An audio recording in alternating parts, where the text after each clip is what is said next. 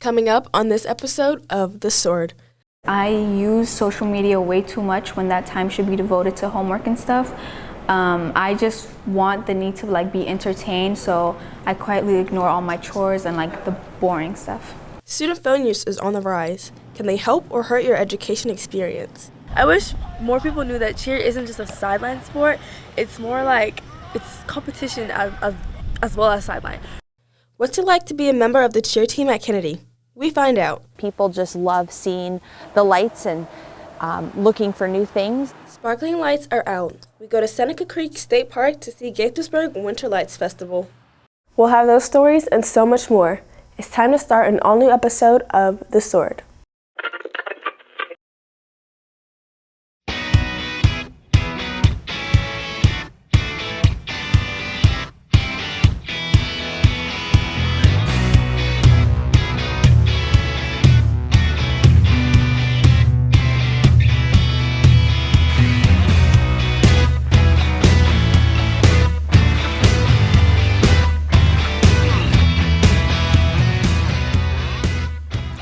Welcome, Cavaliers, to The Sword, Kennedy High School's news magazine show.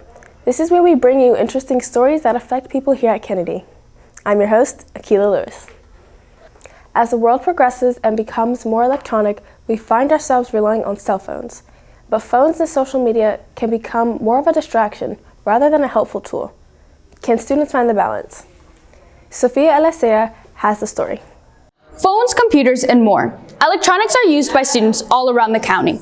But as these electronics rise to fame, are they becoming a distraction or are they still a useful tool? I think social media gave me unrealistic standards for everything. It gave me expectations, high expectations.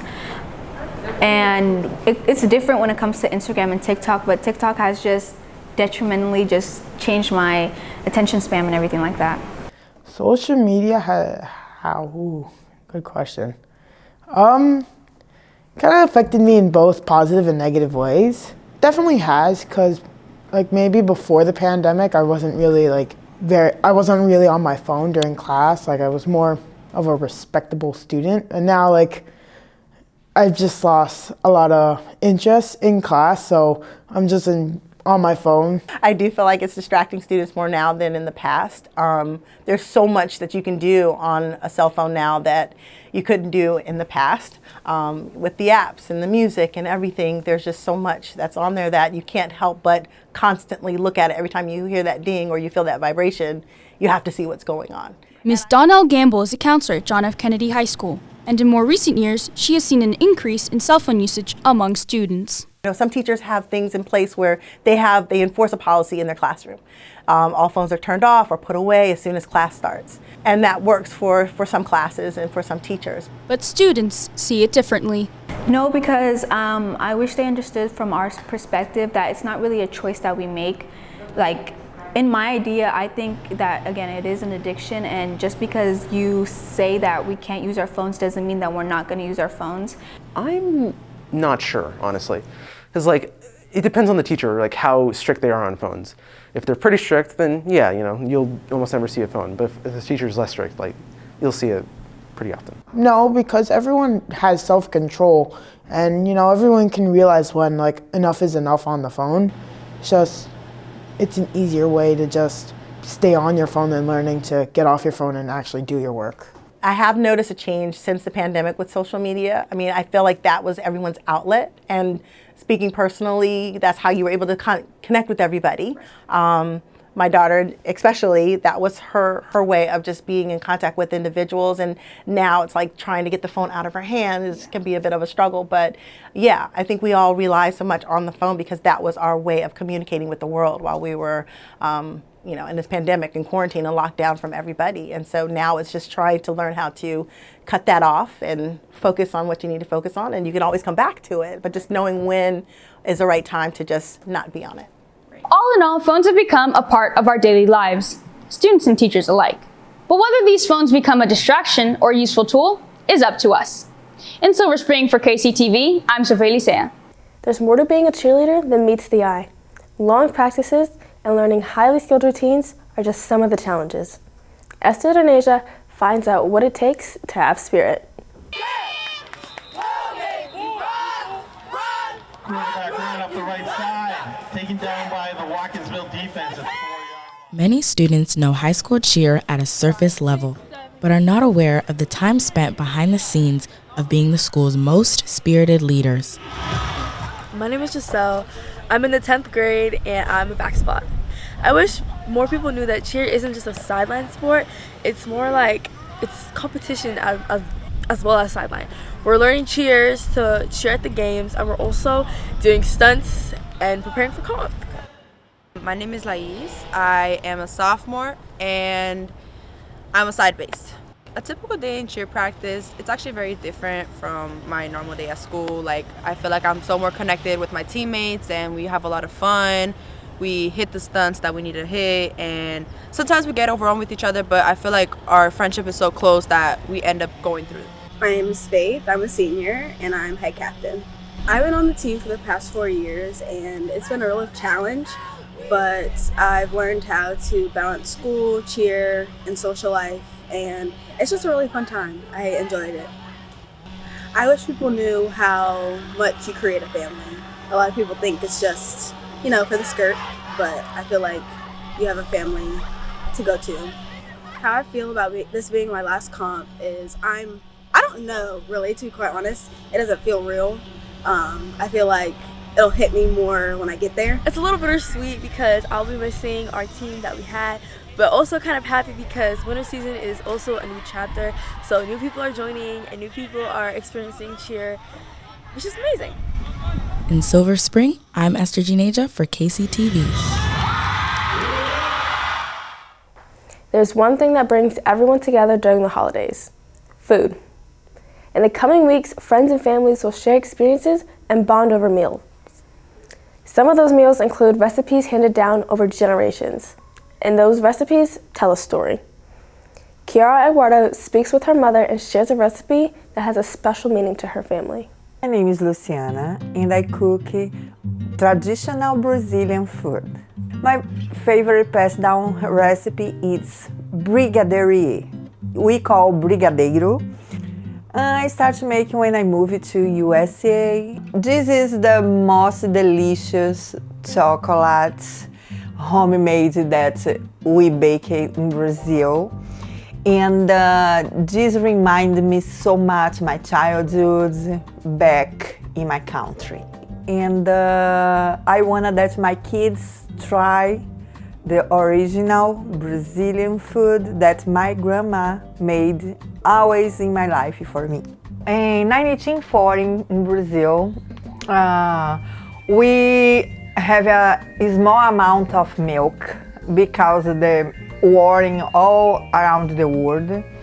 So the women started to use the condensed milk mixed with water to substitute milk. Then the women find out that they can do sweets, cakes, desserts, everything with condensed milk.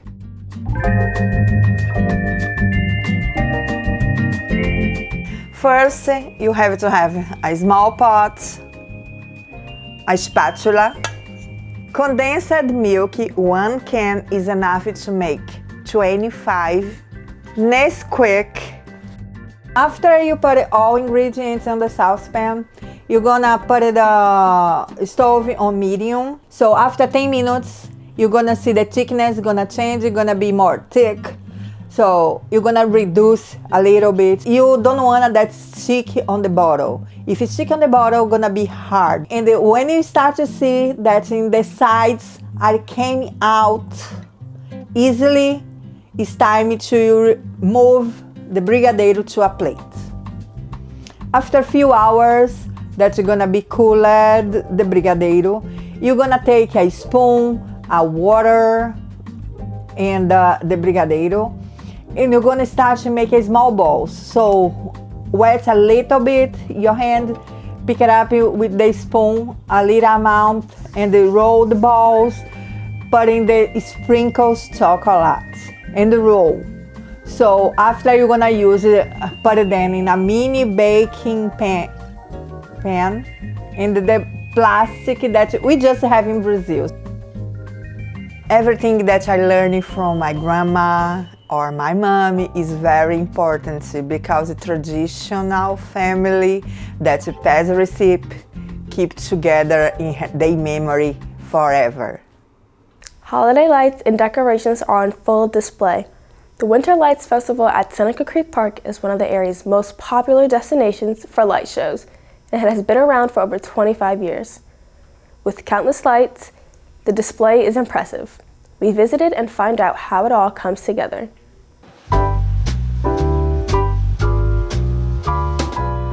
They start setting up these lights on October 1st. Over a month in making with setup time, Gaithersburg Winter Lights Festival is a sight to see. We have 450 displays, so it's about a 3.5 mile loop. Each bulb comes together to make awe-inspiring displays. And guess how many lights are there? Oh my gosh, it's definitely have to be a couple million. Our storage unit is just packed with the displays as well as tons of spare bulbs. Millions of bulbs line the road that wind through Seneca Creek State Park in Gaithersburg, Maryland. The original idea for the Winter Lights Festival came from an event held in West Virginia. Gaithersburg city officials decided to try their own version, and local residents have been coming for over 27 years. They like seeing the castle, they like seeing the mermaids on the water, but they also like to see what new things we've added. So every year we try to add something new. People come back every year. Whether it's something new or familiar, there's something here for everyone. I think people are, generally they're very happy. Our displays, most of them have been around for quite a long time. I want people to, feel the magic of the holiday season and have something fun to look forward to with their families. It's a great way to get out, no matter if it's raining, snowing, you can come out here and just feel the holiday magic and festivities with all of these lights. People just love seeing the lights and looking for new things and just putting themselves in the Christmas spirit.